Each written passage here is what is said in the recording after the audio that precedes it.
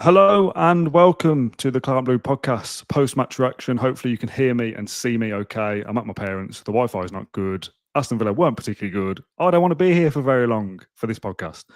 This podcast is sponsored by NordVPN. If you want to get the best discount code available, you can using the link in the description down below. I've got a different setup. I've got to look at a camera, which is very weird. If I look down at Matt Kendrick on my laptop, you can see even more of my big, fat, shiny head. Matt, how's things? Yeah, I'm sure we'll get stuck into the game in a minute, but I don't. This is a horrible way for us to introduce it when we're trying to do this to engage our lovely loyal followers. But I don't want to be talking about AVFC. I want to be talking about KFC. So see what I've done there. I'm hungry, so let's rattle through. Let's talk about the good bits if we can find some. Talk about the bad bits, and let's go and get my belly filled. Okay, all right. Let's start with some good bits then. I'm not going to do the NordVPN man of the match this early in the show, but is it a point? Are you happy? Are you anyway satisfied with what you've seen? That was an acceptable performance or an acceptable result, or have I jumped in it with the bad things to begin with? I was probably relieved with a point because I thought after we got the second equaliser, I thought. I don't think we looked like we were going to threaten again massively, and I thought they could do us on the break again. So I wasn't satisfied. I think it was a very unsatisfying afternoon, to be honest. Just that same old Achilles heel, I think, of not being able to shut the back door, if you like, came back to haunt us again. And our goals against, I think we conceded more goals than we've conceded more goals than Crystal Palace.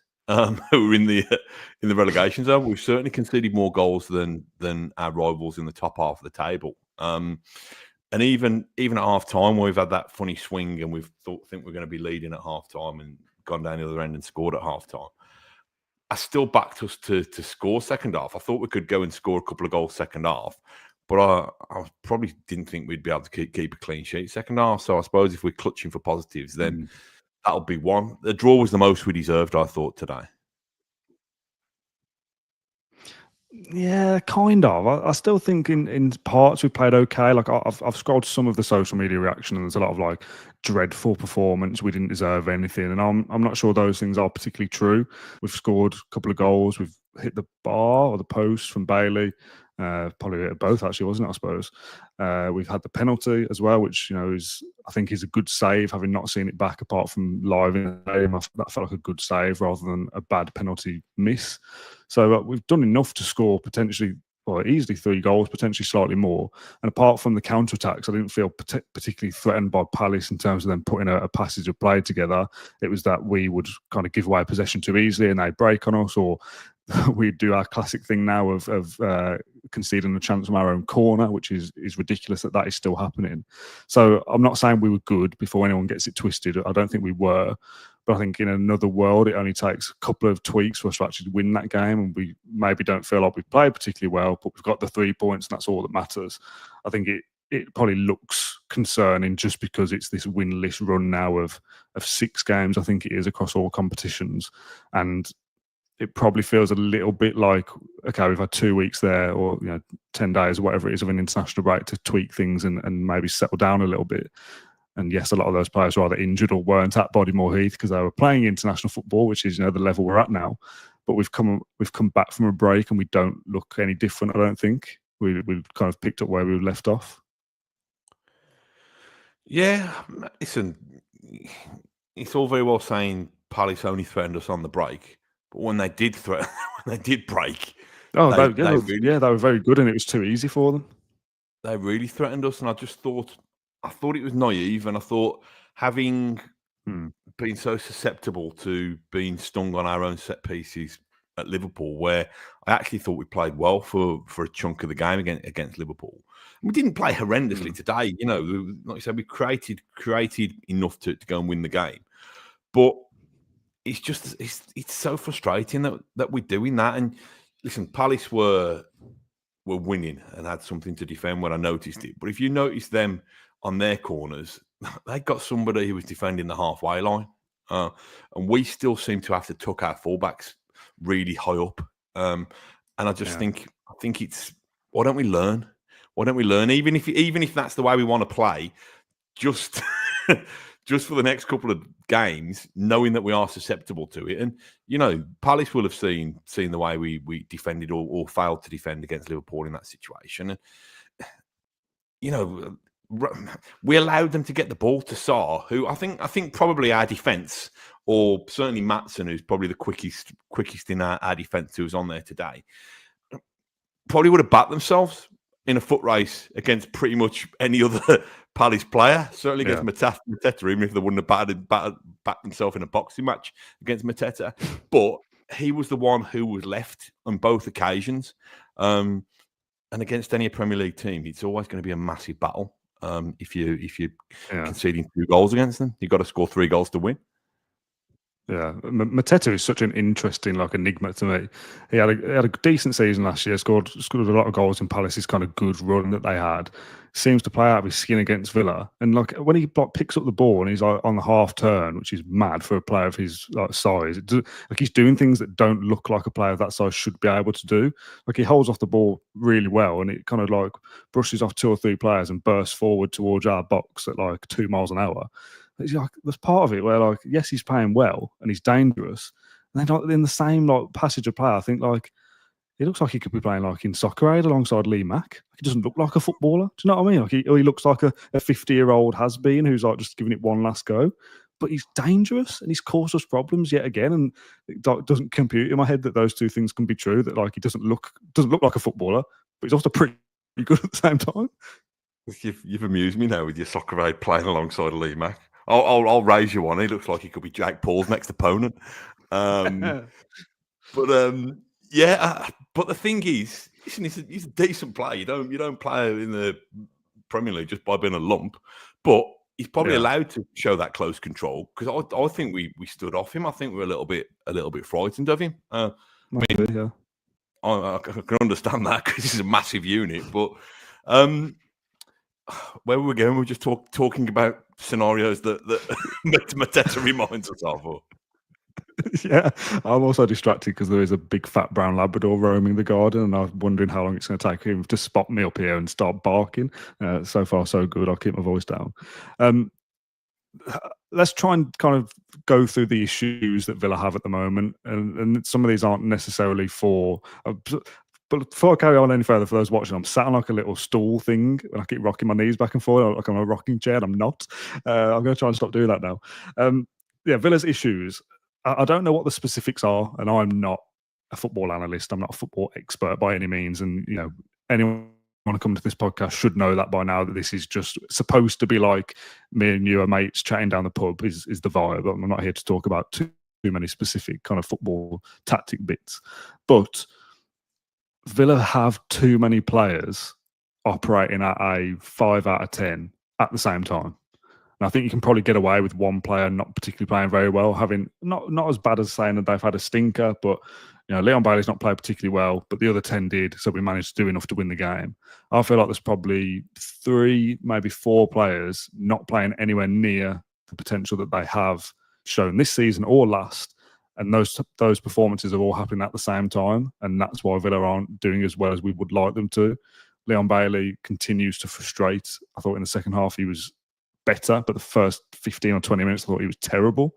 Morgan Rogers hasn't looked like the same player he did at the start of the season when we were calling for him to get into the England squad, and he has done that kind of through the back door when his performances probably didn't even really warrant it anyway. Diego Carlos can sometimes play out of his skin against Bayern Munich and then do silly things against Ipswich, and he doesn't look like anywhere near the standard that we require. And I just feel like there's too many players we're having to kind of carry through performances, and when more than one player is doing that during any 190 minutes, if it's 2 or 3 players, you're kind of asking for trouble. And when you concede the opening goal in the first 3 minutes again, it's going to be a very difficult task from there, isn't it?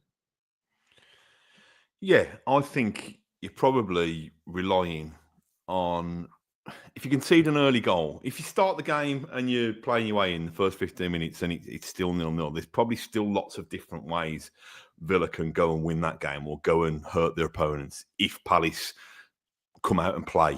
As soon as Palace have got that goal, they can camp behind the ball and spring you on the break. So when you've conceded that goal and when you're set up that way, you're probably relying on Morgan Rogers and Leon Bailey to be the ones who can do something a little bit different. Now, probably harder for Rogers because we know that he likes finding pockets of space on the half turn. And that's not necessarily going to happen when Palace have got 10 men behind the ball. Bailey I thought, again, like you said, I thought the first 15 or 20, he looked like a shadow of his former self again. And everything that goes, if he's starting the game at a 5 out of 10 because of his previous performances, and something goes against him, he drops to a 4. And something goes against him and loses the ball, drops to a 3. So he's just bereft of confidence. Then I was hoping, once we got back in the game and got a bit of momentum, Bailey smashed that one against the kind of angle of post and bar, and you're thinking, I really wish that had gone in. A, because you want Villa to have got the goal that was probably the springboard to go and win the game then, but also what that could do for Bailey's confidence. Now, I actually thought even him hitting the bar gave his confidence a boost, and there was one where he's played a lovely ball from deep to Oly Watkins in the first half. I think it was the outside of his foot, and Watkins has done pretty much, kind of everything right and cut inside, but can't quite stick it away. So I think there were signs. There were signs from Bailey start the second half. He's put a dangerous ball across from the right hand side, which how nobody's got contact on it, I don't know. But you're right. This is a team that, and we've showed in the last couple of seasons, even when we haven't had a squad as deep as this, it's a team that needs 7 or 8 out of 10s every week. And if you do that, you'll win football matches. And we've been doing that. And that's the standards that we've expected. But a couple, 2, 3, 4, and I think there's probably 5 or 6 today, slip below that. And we just, it makes it really, really tough to win football matches. Having said that, Dan, we've had a penalty and missed a penalty. We've had the Watkins chance that I've just said. There's another couple of through balls to Watkins that haven't quite gone right. We've hit the bar. We've had the couple of chances at the start of the second half. So we've still, I don't think we're appalling. I just don't think. And then this is how I started with all the chances that you reeled off. That does not spell to me dreadful performance and we deserve nothing because we've created chances to score goals. We scored 2 actual goals and we could have done more. So I'm not saying that was good by any stretch of the imagination, but given the form that we're on at the moment, somebody in the comments said, why is the title Aston Villa's winless streak continues rather than Aston Villa's losing streak comes to an end? Because it doesn't really feel like that to me. A 2-2 against Crystal Palace is still underwhelming. Like, despite the fact that we've come from behind, we all wanted and expected to win that game. So the negative part has carried on rather than we've stopped the negative part. Because this is still, if we'd have won today, obviously we stopped the losing streak, and we have stopped the losing streak. But it never feels like that with a draw at home against a team you should beat. So to me, it's that a winless streak carries on rather than a losing streak continues. I've lost my head there on what the actual one is. It's a winless streak. Yes, carry on. The winless streak continues. The losing streak is over. It's a bit depends, but kind of glass. It's the old glass half full, glass half empty. Yeah, I suppose. Thing really, isn't it? But I think wasn't it Palace who we seemed to make hard work of beating last season at Villa Park? But eventually we had a late flurry and we got the job done. Yeah. So I think I was hoping. Yeah, I think it was. Yeah, I was hoping beyond hope that would be the case again. But alas, it was not. Yeah. Okay, let's try and stick on some positives. Let's try and find a man of the match if you can. Sponsored by NordVPN, it's the Man of the Match award, and I will accept 2 choices if you cannot narrow it down to 1. I'll be pretty surprised if you got 2 choices this afternoon. I'd be surprised if I got 1 choice. I don't know. Oly Watkins, I thought played. Yeah, possibly. Took the goal really well. A couple of bits where he probably could have done he had a couple of half sight, not quite sights of goal, but little through balls on the edge of the box where you thought, well, actually, can he get away? And then I thought he played. Well, unless you can trump me with a couple more suggestions, I thought he was a willing runner. I thought he made some clever runs into space. I thought he took the goal well. I thought his hold-up play was decent. He's up against probably one of the Premier League's best central defenders. His England teammate Mark Gahey. Yeah, and what have you got? What have you got for me? Who have I missed? Yeah, Watkins has won. I almost wanted to say he did everything but score, and then remember that obviously he scored as well. So like that phrase is often used for like, oh, they did absolutely everything really really well, but it was just the final thing that was missing. I don't think he did everything really well. Like that wasn't a 10 out of 10 performance, but he played well and was a focal point. I still worry a little bit about how much space there is between the strikers or the forwards and basically every other player at times. Like you look at the pitch and think there's so many gaps everywhere, and it's so easy for us to lose possession, and all of a sudden we're in kind of no man's land, and that worries me a little bit. In terms of an option for man of the match, I thought he was a bit of a slow starter, possibly Barkley, just as an extra shout, somebody to talk about. Obviously scored again, which was kind of started the revival, if you like, and took that goal very well. I thought that was a good header. And that gave him the confidence that he kind of did a bit of close control or a little couple of flicks after that, and he thought, okay, he's got something about him. However, to call him a man of the match is a little bit too far, I would think, just because although he was steady and the kind of how we expect him to be, I thought in the first half in particular, he was just too safe. Just every pass was 5 yards sideways or backwards. And sometimes you need that to keep it ticking.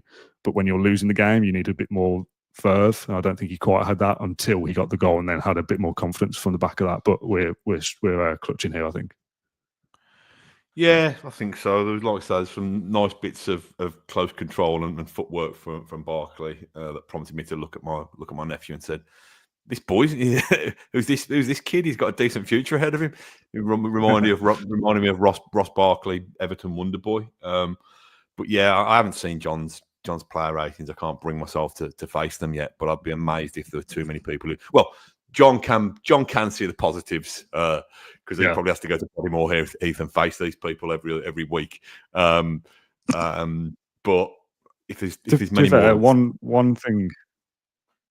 Sorry, one thing to point out was McGinn's assist for Watkins' goal, which was very good. Really, really nice kind of weight of pass, really kind of crisp over the top ball or whatever you want to call it. I thought he played pretty well as well, to be honest, McGinn. Yeah, that was probably one of the moments of the match. To be honest, it was like a little chip dinked ball that fell perfectly into Watkins' path, and Watkins' first touch was spot on as well as he went around the goalie. So yeah, I think those three probably. I don't think you could say too many others really. Yeah, I think that's about right, because then we're venturing into, we've probably also said or alluded to, there were 4 or 5 players at 5s out of 10, plus the 3 we've spoken about. Doesn't really leave you anyone else. Let's talk about that. I don't know, 4 or 5 minutes of madness around half time, which starts with Leon Bailey cracking the bar. Then Villa go up and get a penalty on what is at the time felt like, well, we'll take it, because I don't really feel like at the time, having seen it on the big screen once, there was that much in it. And it's one of those ones where it's not given at the time. Play continues. Oh, hang on though, VAR might give something. And as soon as they call to the screen, you expect, okay, this is going one way. He is going to give it. Happy days. Villa get a penalty out of nowhere. Is it undeserved? Don't know, but it feels like a bonus because I wasn't expecting it, was my attitude towards it at the time, which led me to say to people around me, well, as this is a bonus, we'll probably miss. Yeah, really, really frustrating. And not only is it that it's frustrating that we missed the opportunity to go into the lead at half time, possibly unexpectedly, you then go up the other end within 30 seconds and you actually go into the break behind. And that shouldn't really happen. We'll break it down into 2, first of all. The penalty, first of all, was it 1? Are you happy that it was a penalty? I've just watched the highlights back on YouTube, and I wasn't one who was screaming for it in the ground. They looked like they'd been. You see, Bailey was knocked to the ground, but I don't know whether that was because it was all somebody winning the ball or what. But it looks like it was Will Hughes, wasn't it? I think it looks like he's caught the back of his boot. I think the thing at the time, Dan, that I found was interesting was, I'm sure play didn't go on for this long, but it almost seemed to me that play went on for another minute. And it was only because Bailey stayed down or was like clearly in some discomfort that somebody at Stockley Parks thought, oh, hang on a minute, maybe we should have a little look at this. Maybe let's just clear it, let's just cover ourselves, you know. So it is a penalty. Oh no. Yeah, it seemed to take a while, and then you get that kind of little bit of a when the ref goes over to the screen, you're like, "Ooh, maybe there's something in this." I don't know who. I think is that our first penalty this season. Yeah, I believe so. Because I was a little bit like, who's taking it? Well, that was it. That was the mystery of who's our penalty taker now. And listen, everybody can be wise after the event. I think I've said that before. I've told you before. I don't know what Martin O'Neill used to call me when I was wise after the event. A Monday morning quarterback. So we can all say, well, he shouldn't have taken it and stuff like that. I think from what I understand, he's been a decent penalty taker for club and country in the past, Tielemans. A couple of things to say. This is a challenge to anybody who is watching this podcast and other podcasts. I think you will get a lot. I mean, you said it was a better save than a bad penalty. I think it falls very much into the category. It was a good height for the keeper. So I want to see how many people. I want to see how many people, whether it's your mates down the pub, whether it's your nan over Sunday lunch, whether it's match of the day, whether it's other podcasts, see how many people use the phrase "good height," good height for a keeper. Yeah. So I thought it fell very much into that category. And if you're going to put it good height for a keeper, welly it as well. Give it a little bit more. Yeah. I think so.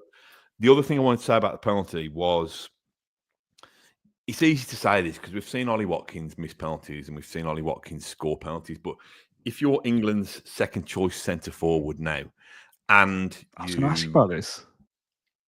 Go on, I'll answer it before you ask. And you are chasing down a club. Well, I'm willing to chase down a Aston Villa's Premier League record goal scorer thing anyway. And you want to. Who's got it at the moment? Say it again. Who's got the record at the moment? I think it's the man who called me a big sausage, isn't it, or a massive sausage? Just Mr. Gabby. That could be anybody. Oh yeah. Throw me now thinking about big sausages at the German market. Nice. Oly Watkins to me should be thrusting himself forward at the start of the season. Unai Emery, I've come back. I've played for England in the Euros. I've had a brilliant season last season. Douglas Luiz was Mr. Reliable from the spot pretty much 99% of the time during his time taking penalties at Villa. But I want to take penalties. I'm going to be playing. I'm your first choice centre forward. I'm going to be playing most weeks. I'm going to be on the pitch most of the time. Most of the penalties I'll probably be involved in or may even win them. And I'd have just kind of said, put down that marker. And then if he goes and fluffs the first one, fair enough. You can put Yuri second in the queue. But I think Watkins should be really, really forcing the issue to be Villa's penalty taker. Yeah, and that is the question I was going to ask. Should he be? Because I saw somebody on social media say something like, Watkins isn't a serious striker if he's not stepping up to take penalties. And I kind of get where they and where you are coming from. If you're England's number 2 or number 1 potentially at the moment, with Harry Kane's recent performances, and you're Villa's number 1 striker, and you are hunting down this record, as you said, you should be wanting every single goal possible. And everyone talks about Watkins' selfishness, that he doesn't celebrate his teammates' goals and all this. And he's ultra motivated and hungry for goals. That's all he cares about. And that doesn't marry up with not being the first one to take penalties. On the flip side of that, is that not like kind of a level of emotional maturity or something to recognise that, well, I'm not great at these, my record isn't very good.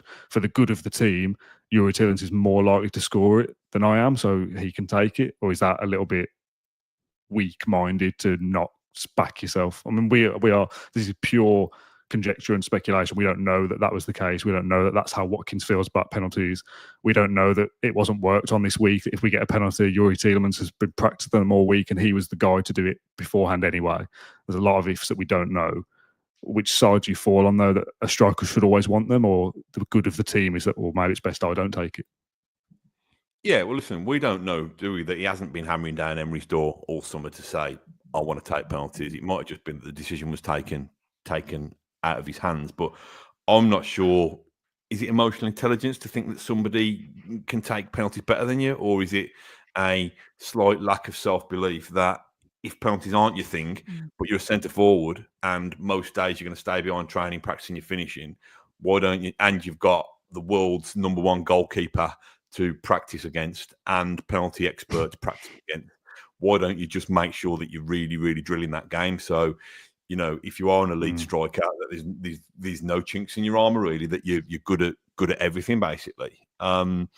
So yeah, I think listen, he may well have missed it, so it's probably a futile conversation. But it'd be interesting who's taking the next one. Will we get one again this season? The final thing I wanted to end on, because we said we wanted to do about half an hour, we will be doing a Q&A on Monday. So there'll be more kind of information and time to have a proper kind of debrief. Just about the goals conceded, this kind of sloppy self-sabotage, if you like, that we spoke about it on a previous episode, whether that was you and me or me and John, and I said something like, it feels like, and yes, goals are the consequence of a mistake somewhere, even if we as fans don't recognise it. Coaches will say, well, that stemmed from this thing went wrong. But it seems to be that Villa's goals come from us doing silly things, passing the ball directly to an opponent, leaving nobody up from our own corner and conceding from a counter-attack on 2 separate occasions, giving away a silly free kick in the last minute, etc., etc., etc. Feels like a lot of Villa's goals are a root of their own problem or their own, masters of their own downfall, etc. And we've seen that again today, that conceding avoidable goals, not being able to keep clean sheets. I think it's something like 2 clean sheets in 20-odd games, whether that's Premier League or all competitions, I don't know. And that was a stage at the start of the season where it was like, well, it doesn't really matter because if you're still picking up points, we'll cross that bridge when we come to it. Well, we're at that bridge now, aren't we, where not being able to keep a clean sheet and conceding goals early in games first is causing us major problems. And if that's not fixed, and what the fix is, I don't know, it's going to make it very, very difficult for us to finish in the top 4 again, or even the top 6. If you keep conceding sloppy goals, you're going to lose games. It's very, very obvious. And you're going to need 2 goals in every game or more to get anything. And that's not always going to be something you can rely on as well. So just in a couple of minutes, can you summarise for me as best you can your thoughts on our defensive frailties? And then we'll go and get a KFC. Going to pieces in the box. Yeah, I'm just trying to think of a go into pieces in the box KFC link then. That's slightly contrived. I think it just goes to show, listen, I'm not the stat man, but we've conceded 19 goals. Now, listen, Liverpool are having a fantastic season and look like the kind of champions elect, albeit, there's still a lot of football to be played, but they've conceded 6 goals and we've conceded 19 goals. And we've probably conceded more. Well, we have conceded more than, 6 more than Forest, 6 more than Spurs. Yes, I'm reading. 7 more than Arsenal, stuff like that, which suggests that, yes, this is more than just naturally teams will find ways, even if you're set up brilliantly, to find gaps in your defence. This suggests that we are, and our eyeballs, the witness, the evidence that we can see with our eyeballs suggests that, yes, we are finding ways to shoot ourselves in the foot. I don't know. I think a settled back 4, back 5 would help. I still think whether it's an injury to somebody or somebody a slight loss of form, I think Emery's still trying to find the right combination. And I get it, because if things aren't going the way he wants them to go, he wants to move things around. But I think getting that back line right is so crucial to giving us a platform to go and win games, because, I don't know what you said about the clean sheets in terms of the record, how many in how many games. One of them was against Bayern Munich. So there can't be too many of them in the Premier League. But if you do that, it's an uphill battle before you've got going, isn't it? We don't draw a blank very often. We score in most games. So I don't know. We've seemed to have replaced a very good habit of under Emery, first season and last season, of being the ones who probably go in front at Villa Park within the first 15, 20 minutes to suddenly being vulnerable and giving ourselves a battle from the start. Yeah, like I said, we're doing a Q&A on Monday. So if you want to get some questions in on the YouTube comments, I'll use some of those as well. Or you can find us on social media. I think we'll possibly record it tomorrow and release it Monday. So get them in early and we'll go through as many as I can. Probably be John, might be Matt, unsure yet. We'll speak after. But yeah, that'll be our next episode where we'll dive into things a little bit more deeply than we have tonight. To end this one, Matt, hopefully you haven't got loads of shout outs, because I've got a comment from our favourite live commentator. I don't normally see him on the... Okay, let's do this first. I don't normally see this person in the like recorded episode comments, but they're always in the live chat. Our favourite commenter, Hugh G. Rection, who wants to know, with your KFC, are you a gravy or a beans man?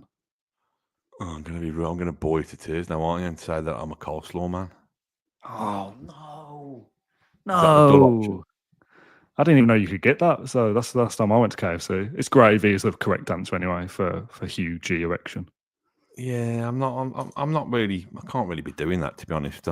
Yeah, no, neither is that. Sorry for letting you down. What I was going to a couple of things I was going to say. Just, I thought the atmosphere today was a little bit flat. I thought the way Villa Park felt a little bit flat, and I thought very much a case of sing when you're drawing. I think it was only till when we got that second equaliser that Villa Park burst into life. But one of my favourite moments from a crowd perspective, it must have been. It was a goal. It was a corner. Yeah. When it was whoa, just waiting for him to be booked, and the referee had to go and find him, like standing half a pitch away. And obviously that was the corner then, because he played advantage, didn't he? That was the corner that we scored the equaliser from. So the childish part of me did really enjoy that. Did you say you got a shout out to give? No. I'm done, mate. I'm waiting for you to waffle your way through the end. Really quick shout out. I'm gone. I bumped into a Claret and Blue listener viewer outside the Head of Steam in town the other day, and I was walking past the pub, and he stopped and said, "Oh, are you Matt?" And I said, and I think he just wanted to say hello, but because I was in no rush, because I was waiting, I knew I'd have to wait for my bus. I chatted to him, just taking him through the kind of greatest hits collection of crap anecdotes. And it got to the stage where he was checking his watch. He was on a break and he was trying to get away from me. No. I'd stayed there. I'll shout out his name in a minute, but I'd stayed there that long, and I got my big bald head and I'd got a big black coat on, protecting myself against the weather, that some fella come out to have a vape or a fag or something, and he brought his pint out. He looked at me and he's like, "Am I right to be drinking this outside, mate?" For some reason, he thought this big, fat, flabby man was all muscle. So I should have said to him, "No, mate, you give that to me. You're not allowed to have that out here." Should have necked it. But what did you actually say? I think I said, "I'm not the bouncer. Crack on." But the fella who stopped me was a bloke called Dan Roberts. He's a musician who plays at the Head of Steam, and interestingly, he is a promoter for Rick Mail Comedy Festival that's taking place in Droitwich next year in honour and memory of Rick Mail. So there you go. Wow. Oh, lovely plug. Tickets available soon, I assume. We'll find out more. We'll put a link in the description, yeah.